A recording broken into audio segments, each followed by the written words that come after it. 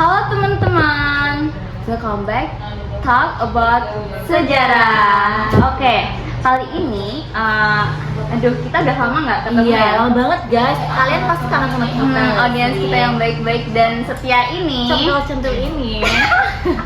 Oke, sekarang kita mau bahas apa sih kak? Oke, jadi tema kali ini adalah tentang yang lagi viral di berbagai sosmed kali ini. Oke. Aduh, ini kayak ngeri deh kak. Tebak guys, apa? Coba. Inisial apa kak? Inisial ya? Inisial. Negara besar nggak sih? Apa sih? Oke, langsung aja kita ya. 1, 2, 3. Venezuela dan Amerika Serikat. Aduh. Kalau kita perhatikan ya, di berita internasional belakangan ini, rasanya dunia itu sudah nggak baik-baik aja. Waduh, benar-benar. Ya kan, ketegangan tuh muncul di berbagai negara, hubungan antar negara besar itu juga memanas. Nah, penggunaan tekanan politik dan ekonomi pun juga sering terjadi, Kak. Benar sekali. Dunia sekarang seolah kembali ke pola lama. Jadi kayak ke perang-perang yang lama gitu. Di mana negara kuat merasa punya hak untuk mengatur atau menekan negara lain demi kepentingannya. Dan konflik Venezuela dan Amerika Serikat ini muncul di tengah situasi global seperti saat ini. Oke, kayaknya seru ya kalau kita mau bahas gitu kan. Tapi sebelum kita bahas tuh, kita ditemani sama 3 orang nih. Aduh, siapa nih? Kalian penasaran kan? Oke, langsung aja ya. Langsung aja kita sapa narasumber kali ini. Oke. Langsung aja kita sapa ke narasumber pertama kita. Oke, narasumber pertama silakan. Halo semuanya. Halo.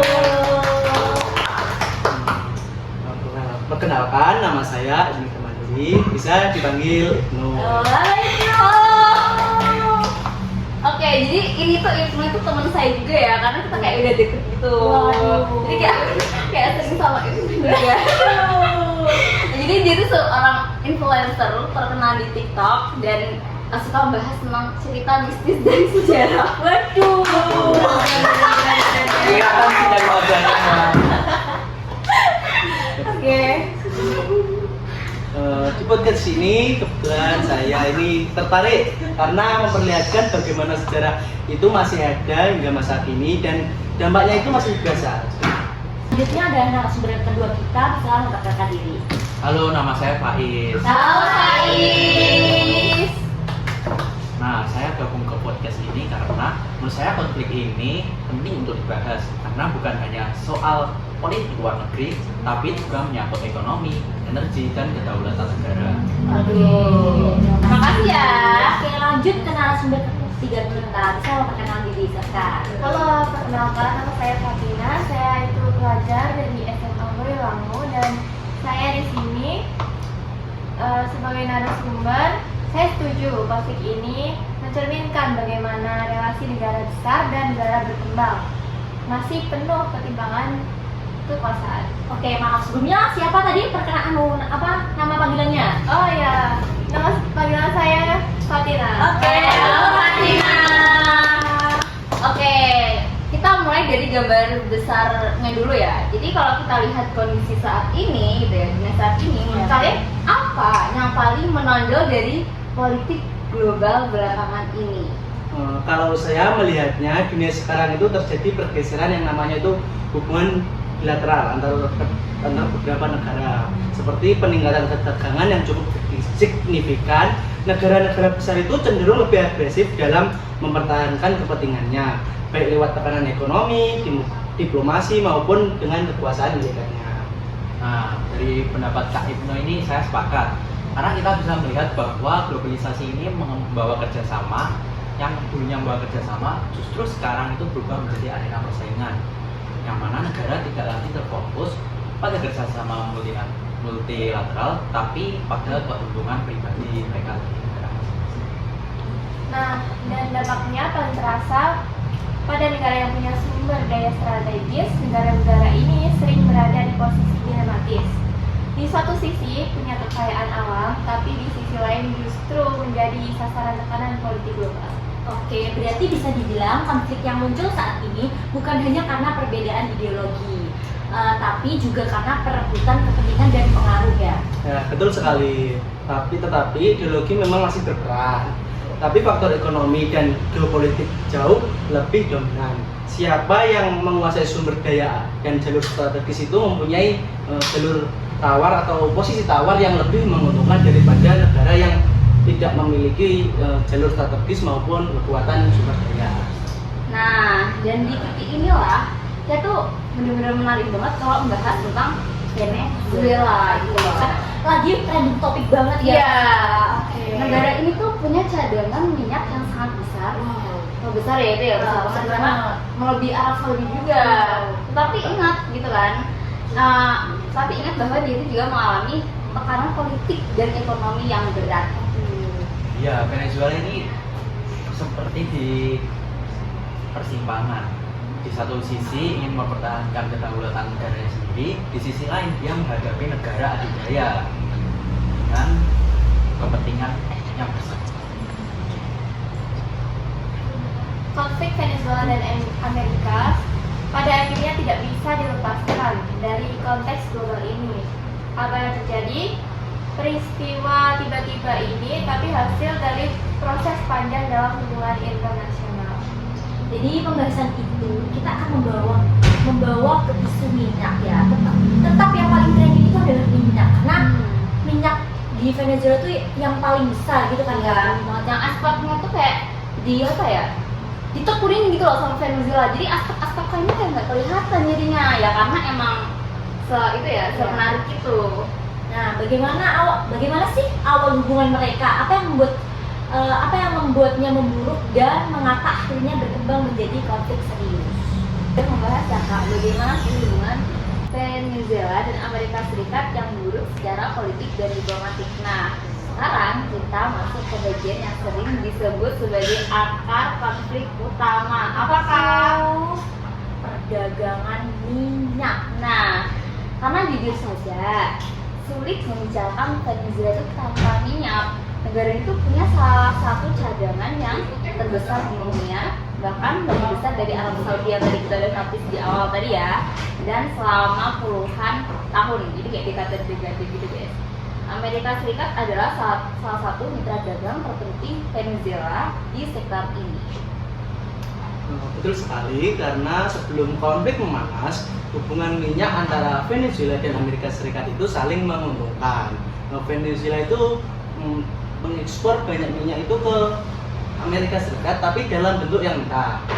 Sementara Amerika Serikat itu menyediakan pasar dan teknologi pengolahan serta investasi untuk Venezuela dalam bidang minyak ini. Jadi secara ekonomi sebetulnya kedua negara ini saling membutuhkan ya.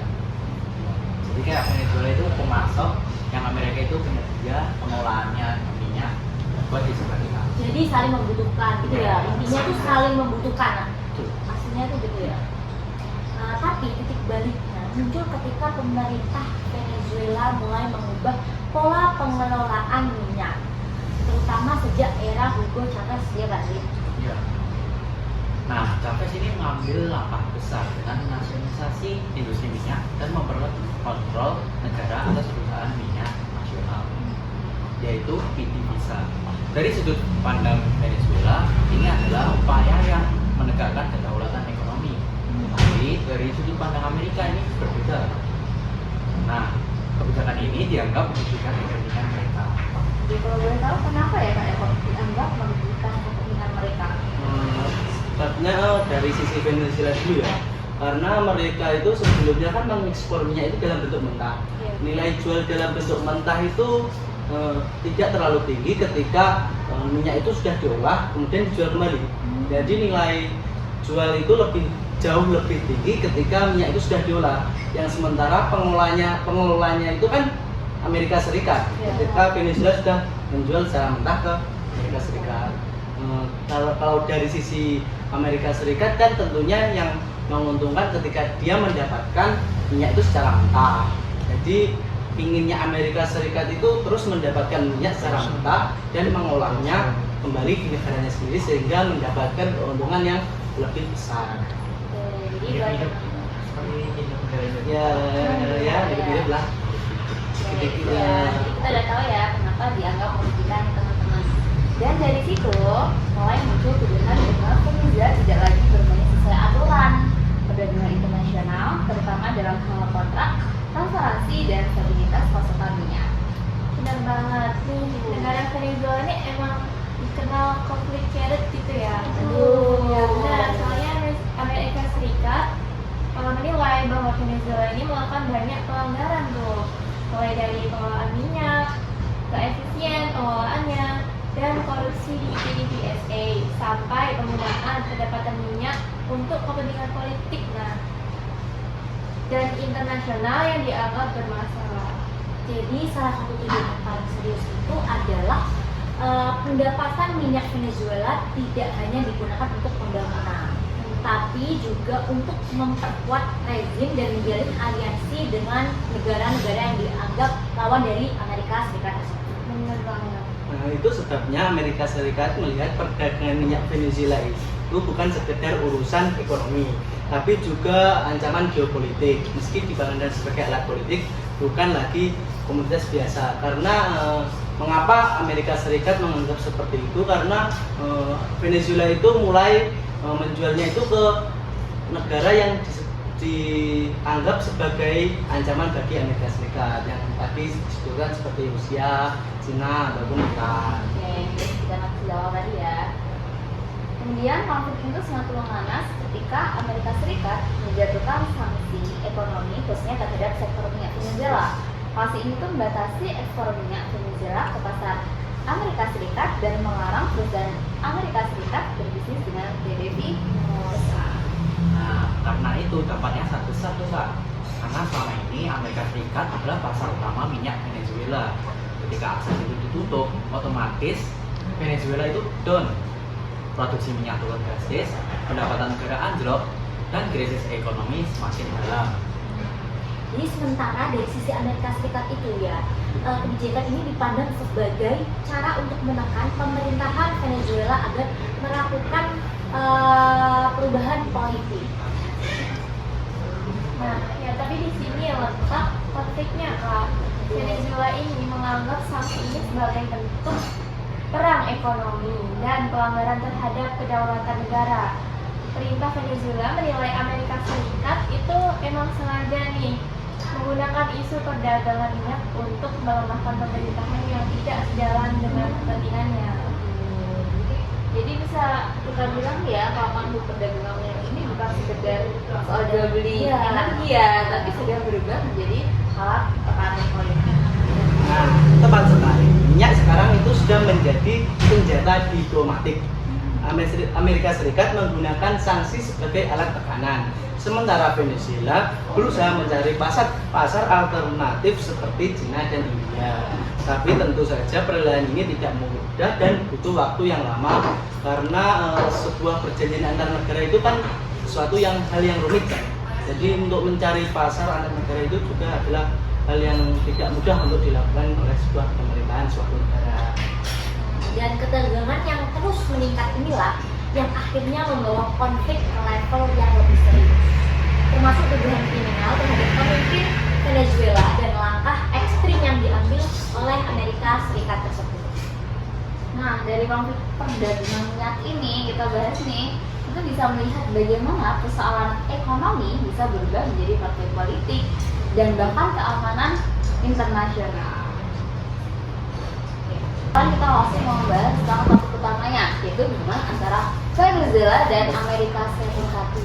Ceritanya sangat panjang dan penuh dinamika, bukan hanya hubungan diplomatik biasa. Ya kan, Kak? Ya betul. Pasti semua kepo apa sih hubungan antara Venezuela sama Amerika. Jadi secara historis kedua negara ini awalnya punya hubungan yang dekat. Terutama karena minyak. Jadi minyak lagi dan minyak lagi. Semua itu pembahasan karena minyak ya guys. Venezuela punya salah satu cadangan minyak bumi terbesar di dunia. Waduh. Dan untuk waktu yang lama menjadi pemasok energi penting bagi negara Amerika Serikat tersebut. Namun seiring berjalannya waktu, hubungan itu berubah drastis dari bekerjasama menjadi hubungan yang tegang. Ya, betul sekali, karena perubahan besar itu dimulai sejak era presidennya itu Hugo Chavez. Dia memimpin Venezuela itu dengan ideologi yang menentang kekuasaan besar, terutama Amerika Serikat. Chavez itu menasionalisasi industri, dalam Venezuela dan menggunakan pendapatannya itu untuk kegiatan program sosial. Karena itu hubungan antara Venezuela dan Amerika Serikat itu semakin memburuk hingga saat ini. Nah, setelah Chavez, kepemimpinan dilanjutkan oleh Nicolas Maduro yang meneruskan garis politik yang sama. Pemerintahnya dituduh oleh AS tidak adil secara demokratis karena ada isu, misalnya pemilu, lalu menimbulkan konflik domestik dan pelanggaran HAM. Karena itu Amerika Serikat mulai menggunakan sanksi politik terhadap negara tersebut. Aduh, jadi buat teman-teman yang masih belum tahu, jadi si Nicolas Maduro itu adalah tangan kanan dari Hugo Chavez. Jadi dia itu kayak apa ya? Kayak anak buahnya gitu loh. Jadi pada saat si Hugo itu meninggal tuh langsung digantiin tuh sama si Nicolas. Jadi kayak apa namanya? Pemerintahannya itu masih dilanjutkan gitu loh. Nah, tekanan langsung turun menurun gitu ya. gitu. Jadi tekanan itu bukan cuma 1 atau 2 kali ya, tapi selama bertahun-tahun AS itu juga secara bertahap memperluas sanksi yang diterapkan pada pejabat pemerintah Venezuela. Sampai bahkan perusahaan minyak negara di PDVSA. Ya. Betul itu, sanksi tersebut akhirnya membuat kedua negara makin rusak. AS melihat Venezuela sebagai ancaman terhadap keamanan regional yang lebih luas, termasuk tuduhan terlibat dalam narkotik dan narkoteroris. Tapi tuduhannya itu dibantah oleh pemerintah Venezuela. Nah, ini yang aku ini agak kurang setuju ya, karena menurut aku sendiri di negara Latin, khususnya di Venezuela itu termasuk negara yang berdekatan dengan Meksiko dan sebagainya ya. Nah, itu tuh adalah pusat geng narkotik atau kartel gitu ya. Makanya nggak salah lagi kalau si Presiden Amerika ini nuduh si Venezuela ini bekerja sama dengan geng kartel tersebut. Gitu. Iya. Selain itu ya guys, konflik ini juga mempengaruhi hubungan diplomatik secara langsung. Kalau nggak salah itu pada tahun 2019 itu Venezuela memutuskan hubungan diplomatik penuh dengan Amerika Serikat setelah Washington mengakui tokoh oposisi Juan Guaido sebagai presiden sementara yang sah. Jadi sebuah langkah yang sangat dipermasalahkan. Sebenarnya hubungan Venezuela dan Amerika Serikat itu sudah mulai memperburuk itu sejak tahun 1999. Tapi sedikit masuk lama dan semakin hari semakin tahun kesini itu semakin buruk. Karena hubungannya itu tiba-tiba rusak, kedua negara berada dalam situasi yang sangat tegang selama beberapa tahun terakhir. Venezuela mulai memperkuat hubungan dengan negara yang dianggap sebagai musuhnya Amerika Serikat, seperti Rusia dan Cina, dan yang terbaru-baru ini kan Iran kan sekarang menjadi salah satu negara yang dianggap sebagai musuh dari Amerika Serikat, dan Venezuela itu mulai memperbaiki hubungan dengan negara-negara Iran. Perubahan ini membuat hubungan ini semakin kompleks dan penuh konflik geopolitik. Jadi bisa dibilang awalnya hubungan itu lebih bersifat pragmatis dan ekonomi, terutama soal minyak. Terus juga akhirnya berubah ke konfrontasi politik dan ideologi yang mendalam. Betul sekali nih. Kak Nata itu benar sekali, dan hubungan yang memanas ini lantas menjadi latar dari konflik-konflik selanjutnya, termasuk sanksi yang makin berat dan kejadian besar seperti ini ya. Operasi yang membawa pada penculikan Presiden Maduro. Waduh, ini yang lagi viral nih guys. Kalian pasti udah dengar kan di sosial TikTok tuh banyak penculikan Presiden Venezuela. Sebenarnya penculikan presiden sebuah negara yang berdaulat yang dilakukan oleh negara lain itu sebenarnya melanggar hak asasi manusia dalam piagam PBB ya. Nah, ini dalam ranah yang tidak bisa, maksudnya tidak bisa kita pahami, tidak bisa kita sebagai moral bangsa itu sudah rusak ya karena ini. Jadi ini menyebabkan sebuah adanya isu yang namanya imperialisme versi modern. Mungkin karena Amerika merupakan negara budaya, memiliki kekuatan yang besar, jadi bisa mungkin ya semena-mena terhadap negara lain. Oke. Terima kasih ya, itu penjelasan yang sangat membantu ya kan. Informasi itu sangat lengkap juga kan. Iya benar, mereka kayak punya. Oke, makanya udah cukup ya kayak waktunya tuh udah lama ya. Udah cukup mengulas banyak informasi lah ya. Jadi sudah disebutkan beberapa hal tadi mengenai konflik Venezuela sama Amerika Serikat. Nah kak, aku mau minta katanya apa sih kak sejarah itu? Jadi sejarah selalu punya cerita tentang hari ini. Gak bosan, pastinya gak bosan gak sih kalian tuh mendengarkan sejarah-sejarah itu, kalian pasti gak akan bosan mendengar cerita. Karena sudah ada Tambah-tambah ilmu pengetahuan. Iya, Udah sejarah itu sangat menarik ya, bener kan? Kejadian hari ini bisa menjadi sejarah di kemudian hari. Iya. Bagus banget. Oke, dan semoga dari diskusi ini kita semua bisa melihat bahwa sejarah bukan sekedar hafalan peristiwa, Oke. tapi alat untuk memahami dunia yang sedang kita hadapi sekarang ini. Benar banget. Jadi kayaknya kita langsung closing aja ya. Oke. Oke guys, dari kita sekian sama teman-teman. Oke, makasih juga Terima kasih buat banyak. terima kasih ya. Kita Keren-keren banget loh. meluangkan waktu ya. Iya benar. Terima kasih buat Kak Ibnu, Kak Faiz, sama Kak Fatina. Oke guys, Sampai sini aja Dan- podcast kita hari ini. dan Sampai jumpa. Sampai jumpa.